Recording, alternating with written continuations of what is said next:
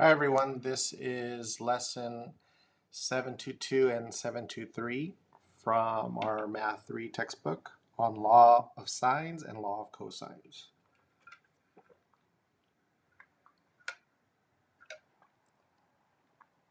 All right, on the previous lesson, I went over these problems, just kind of talked about which ones we had tools for, which ones we didn't have tools for.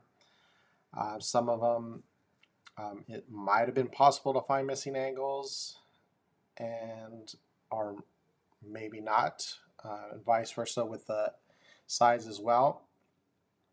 Pretty much anything with a right angle was something that we have a tool for. So special right triangles, Pythagorean theorem, trig, using our sine, cosine, tangent. There was a few others that we had some approaches that we tried, maybe cutting it into two separate triangles, which technically we would have the necessary tools to solve these, but the work seemed a bit lengthy, or I felt like we were doing twice as much work. So we're going to be looking at solving these types of problems in a little bit faster of a way. So hence law of sines and law of cosines. All right, so let's look at some new tools. So if we're given, one side and two angles, so that's these bottom two options, let's look to see what tool we could come up with. All right, so I have kind of our law of sines. This is going to be our law of sines worked out for us. Here's the beginning part. So I'm just going to explain how this is set up for us. Now, here I have a triangle ABC. I have it labeled with, again, capital letters A, B, C represent angles, and then lowercase a, b, any lowercase represent length of a side or some distance. So in this case, I have lowercase a is across from angle A, and lowercase b is across from angle B. All right, so that's traditionally how we label these triangles. So there's no numbers. There's no numbers in this problem or this proof really that we're doing. That way, when we're done, we'll end up with a formula that we could use to actually practice this with problems that have numbers or measurements. All right, so let me just explain what I did here. So in the previous lesson, I talked about taking a triangle like this and splitting it into two different triangles. In that case, I have a triangle on the left. We have a triangle on the left, and then we have a triangle on the right as well. So I noticed that they both have one side in common, and that's the height of this bigger triangle. So in this case, it's labeled as H. This is the one side that they share. And so what I've done is I've used my trig ratios to create an equation.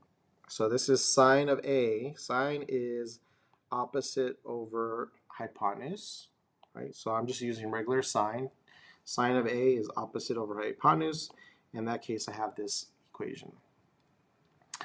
On the right side, I'm doing the same thing, except I'm focusing on angle B. So opposite of B is also H, and hypotenuse in this case is A. So it gives me another equation where I have sine of B equals to H over A. Now with those two equations, I'm going to zoom into this. If I solve each one of these for H, I end up with H equals to B times sine of A, and the second one I have H equals to A times sine of B. So now, since both of them are equal to H, that must mean that these two components are equal to each other. So that's what I've done in this next step. I've just set them equal to each other. So B times sine of A is equal to sine, or A times sine of B. All right. So that's pretty much the law of sines. The only thing we need to do is really rearrange this. And the reason is just so we could have it in a little bit more organized way. So the first thing I'm going to do is I'm going to divide. What I've done here is I've taken this, each side, and I'm going to divide it by A times B. So that's what I've done in this step here. So the reason why I've divided by A times B is you'll notice that now the B's will reduce to 1 and the A's will reduce to 1. So those will disappear. And so what I'm left with is this expression, which we end up calling the law of sines. And so some things to notice is the reason why this is a really cool formula or equation to have is that it doesn't require me to know what h is, right? I'm no longer worried about this side. So as long as I have angle A and side A, which is across from it, right? So that's this first fraction. That should equal to the same ratio of sine of B and its side B. So as long as I have those two pieces of information, or at least two angles and a side, then I could always find the missing side using this formula. Okay, so that's pretty much the proof of, or the creation of, a law of sines. So let's practice this with some actual numbers, which might make more sense. All right, so let's use our new tool, and we'll go through a couple problems like this. So we have our law of sines, sine of A, sine of A over A is equal to sine of B over B. Here I have a problem. I've already kind of started it for us. In this problem, we have one side and two angles given to us, which, if we really think about it, I haven't used the terminology before, but this is the same as an angle, angle, side, right? Angle, angle, side.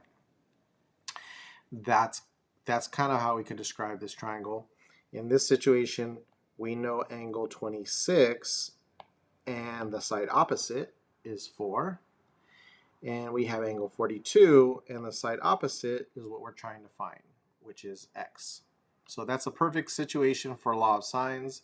We have an angle and the side opposite it. Now this triangle didn't have markings on it initially. So let me show you what it looked like without anything. All right, so it looks something like this. Now, if it's like this, you might have a hard time with the law of sines because you might ask yourself, which one's angle A, which one's angle B, where's sine A? Like, there's no labels, so how would I know where everything goes? Well, pretty much the nice part is you could just label it yourself. And so that's pretty much what I've done here. So the two angles that you do have, you always want to label the two angles that you do have as A and B. It doesn't matter which one's A and which one's B. All that matters is whenever you label, when you decide which one's angle A, the side opposite it must be your little a. All right, so make sure if you are labeling these, make sure you're using the correct sizing on those letters, whether it's capital or lowercase, it matters. And so in this situation, I've already set up our equation. This is pretty much the formula. I've just left some blank spots for us. And so at the top is the angle, sine of the angle. So angle A was 26, and its side is 4. Right? So those are connected. And then on the other fraction, we're going to do sine of 42, and the side that's missing is our x. All right, so now we have a proportion that we could solve. This is where we would involve cross cross multiplying. So let's just do that algebra, those algebra steps. So I'm going to cross multiply. I'm left with x times sine of 26 is equal to 4 times sine of 42. And then I want to get x by itself, so I'm going to divide both sides by sine of 26. And we're going to be left with x equals to 4 times sine of 42 over sine of 26. Which the answer doesn't look very simple, right? A fraction with two signs. This is definitely more than what we've seen before. But the nice part is you're done, right? So that would be an example of an exact answer.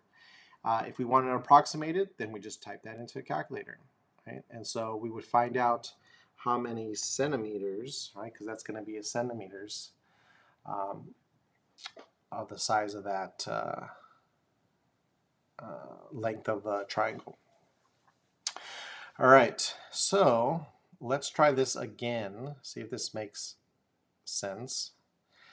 On this next one, we have, I didn't put the labels, so the one thing that will help you with here is, let me move this down a little bit. All right, so the one thing I'll help you with here is really just setting up your fraction. So I already know I'm going to have a fraction equal to a fraction here. This one I've already set it up so we could use law of sines. So the only thing we would need to do is really just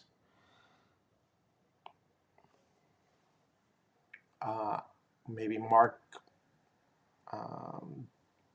or label your triangle. So we have two angles, 28 and 120. You decide what you want to be A and B. I'm just going to start with maybe A on top with the 28, and I'll make the 120 the B. If you want to label C, you can. Since we're not really using it in the formula, it doesn't really matter. But it might make more sense when we do the next law of cosines. All right, so there's my big A, which means 10 is my little a, and x is my little b. All right, so then let's do this. So we're going to we always put the signs on top. So sine of 28 over what goes, I'll do this one over here first. Sine of 120. All right, so let's see if you could tell me what goes on the bottom. So what goes here under the sine of 28?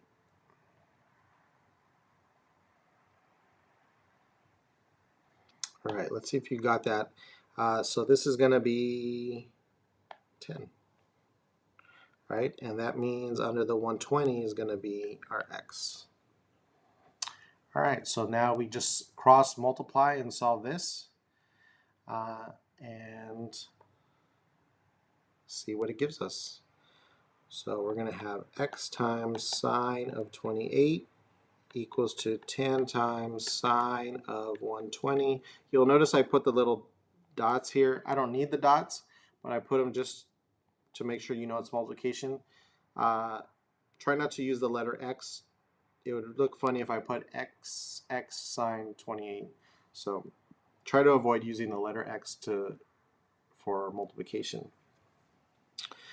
All right, let's get x by itself, and let's divide both sides by sine of 28. And we're left with x equals to 10 times sine of 120 over sine of 28. All right, so one big fraction, and this would be an example of an exact answer. I think these are in feet because that 10 looks like it has a feet notation. All right, so that's law of sines. Hopefully you see that's wasn't too difficult. If you haven't noticed, I haven't really brought it up, is these are not right triangles. right? So normally we only use sine, cosine, tangent when it's a right triangle. This is the first time we've been solving for missing sides with triangles that do not have a 90 degree. So now technically it's possible to solve for missing sides with any kind of triangle. All right, as long as we have the right information. Okay, so that's nice. All right, and we could probably practice those all day long. But I'm going to go on to the next law that we're going to cover. And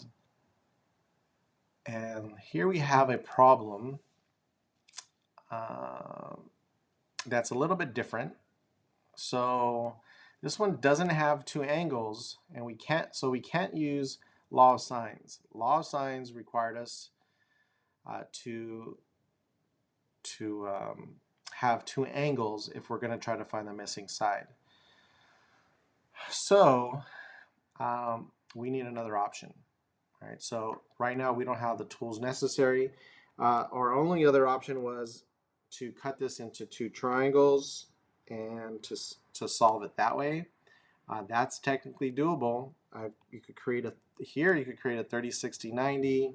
This is going to be 7 root 3. And then we could do Pythagorean theorem to figure out this side. It's very doable, but we want an easier approach. All right, so let's look at a new relationship. Oops. And so let's... All right, so here I have kind of it all worked out for us. I'll be honest, it's a little bit lengthy, so that's why definitely would take some time if I was writing it out live with you.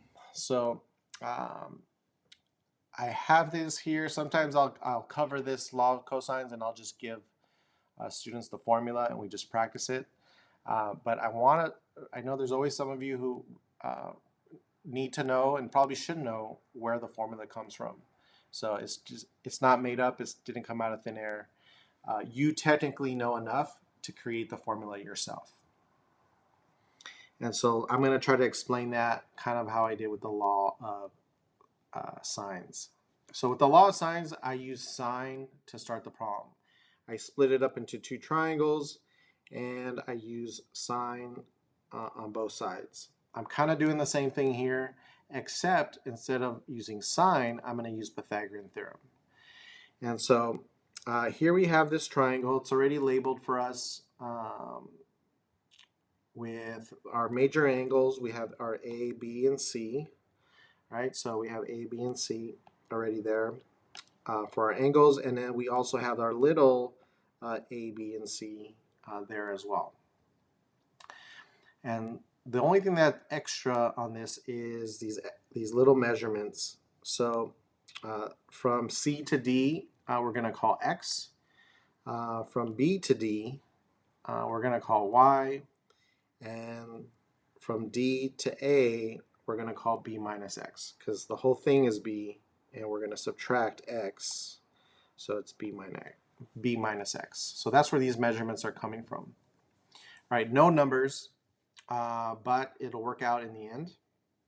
So the left triangle, I'm pretty much just using Pythagorean theorem. X squared plus Y squared equals to A squared. So that's this equation here. And on the right triangle, I'm going to do the same thing. I have B minus X squared plus Y squared equals to C squared. All right, Pythagorean theorem on both of these. Now, I notice that I'm looking at the letters that are there. We have X, Y, and A, and I have B, X, Y, and C, right? A lot of letters. I need to somehow simplify this. If I could figure out how to write an equation that doesn't have any X's or Y's, then that would be awesome. And so this is what we're going to do. I'm going to solve for Y on both of these. So I have Y squared. I'm solving for Y squared on both of these. Y squared equals to A squared minus X squared. and I'm going to rearrange the second one. So y squared equals to c squared minus b minus x squared. All right, we're just rearranging right there. Just like on law of sines, if they're both equal to each other, which it appears they are, right? They're both equal to y squared, then I could set them equal to each other, right? So all I did was copy these over, and I set them equal to each other. All right, so this is where it probably looks more complicated than what it is. It's a lot of algebra, just simplifying. And so what I've done is I multiplied b minus x squared, which gives us this portion here. You could use area model to get there, or some other method. And then I'm going to distribute this negative to everything. So then that gives us all this. All right, once I have it all written out, right, this left side hasn't really changed.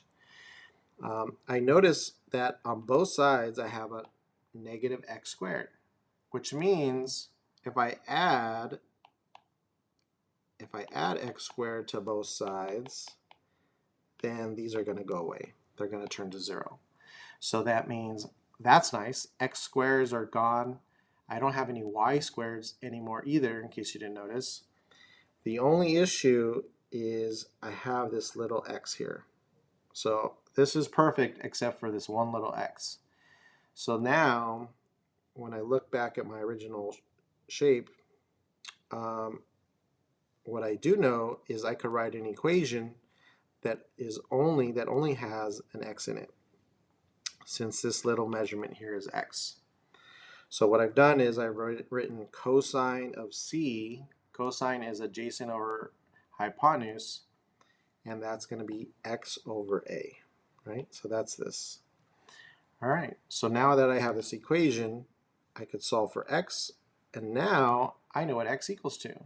So I could take this and plug it in to this x here.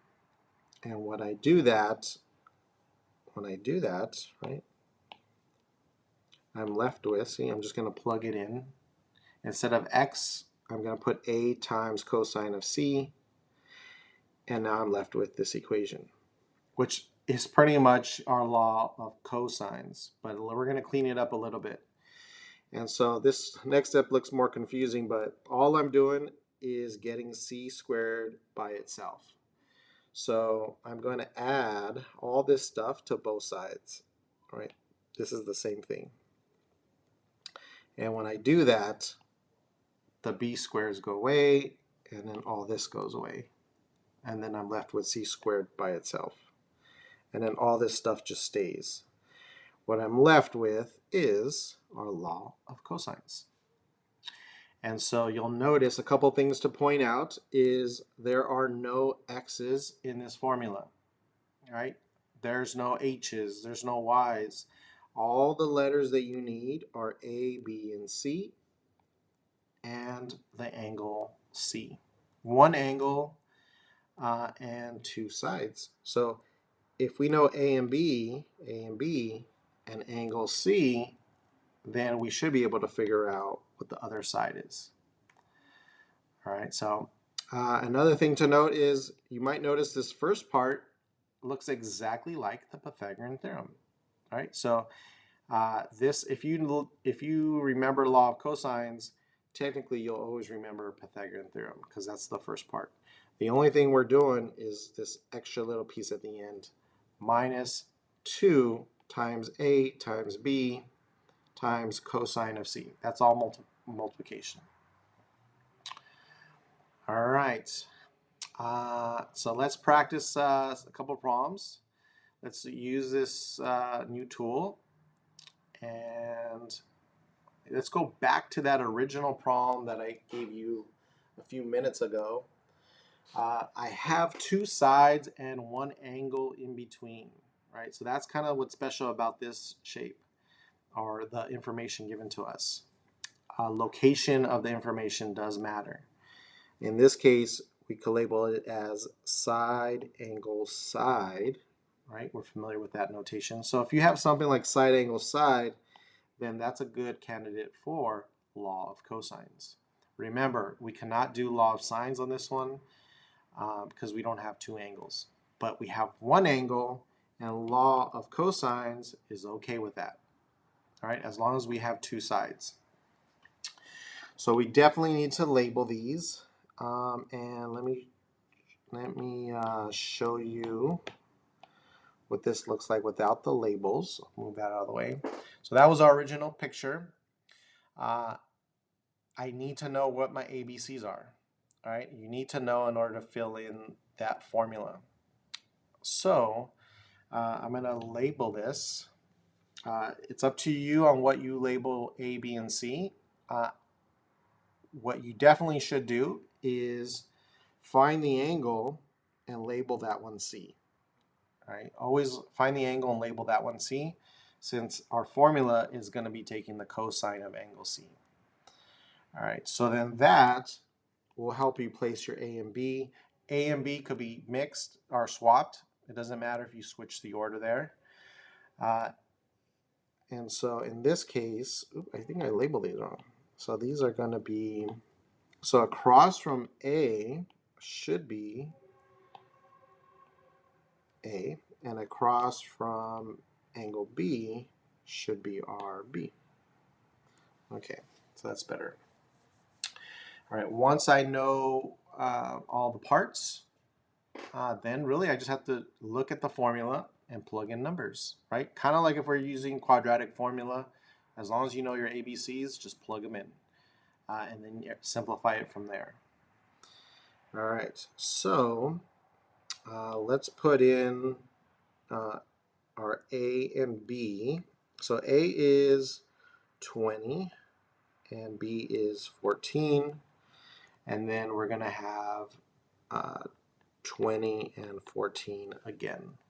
All right, so you'll notice on this one, you'll notice here it's 20 squared, 14 squared. And then it's 2 times 20 and 14. So make sure you get the squares right. And remember, you're going to have A is in here twice and B is in here twice. And you can always remember they're the same order. And this is always a minus, right? So always make sure that one's minus. All right, and then cosine, we just need the angle. Angle is 60 degrees. All right, so now you just have to simplify it from here. I'll zoom into this. And let's multiply this out. For the most part, you're probably going to need a calculator. So if you don't have one handy, I suggest you get one. I just pulled one up for myself. So let's start with c squared. Oops. So c squared equals 2. So 200 squared is going to be 400. And 14 squared, right? 14 times 14 is 196. And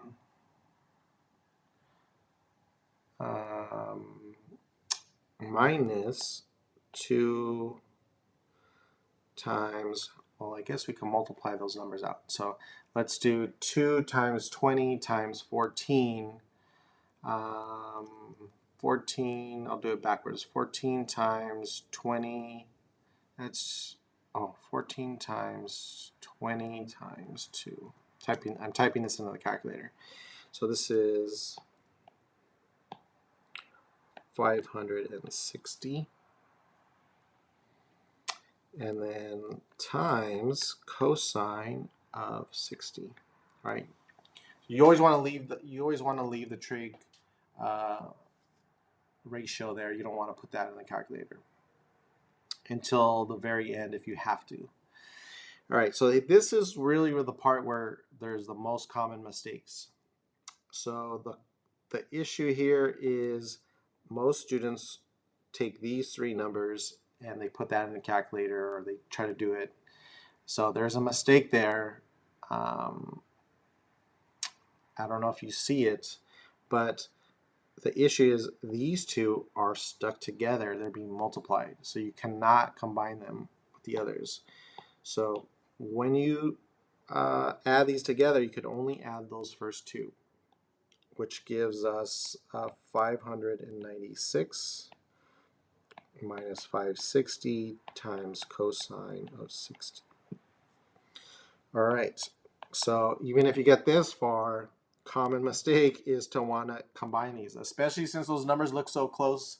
You're like, oh, 596 minus 560, I think I might be able to do that in my head. And you're like, oh, that's so easy, that's 36. And that would be wrong. So 560 times cosine 60 is still stuck together. So you cannot combine them any further. And so the last thing to do, we want to know what c is, not c squared. So I'm going to take c and square root it. So we're going to have 596 minus 560 times cosine of 60. All right. And that, oops, let's use a different color. So that would be an example of our exact answer. All right, so do we have units on this? We don't have units. Units. All right, so that would be an exact answer. If you actually want an approximated, then you would type all that into a calculator. Hopefully you type it in correctly.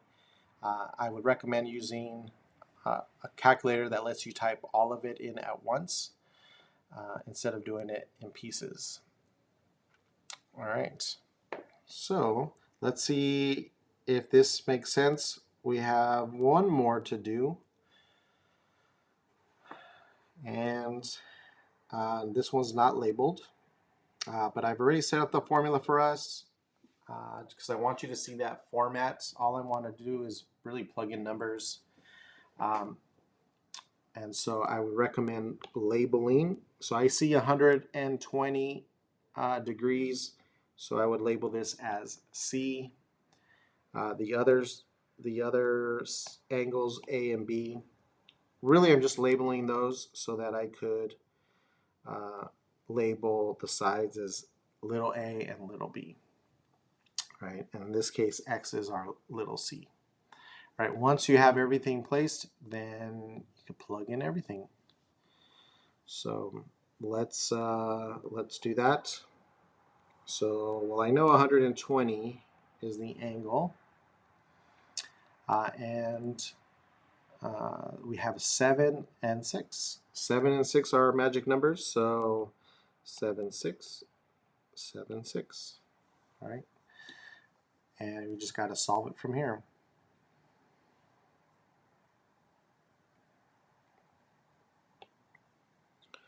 All right, so this is going to be c squared equals to 49 plus 36 minus, I believe that's 84 times cosine of 120 degrees.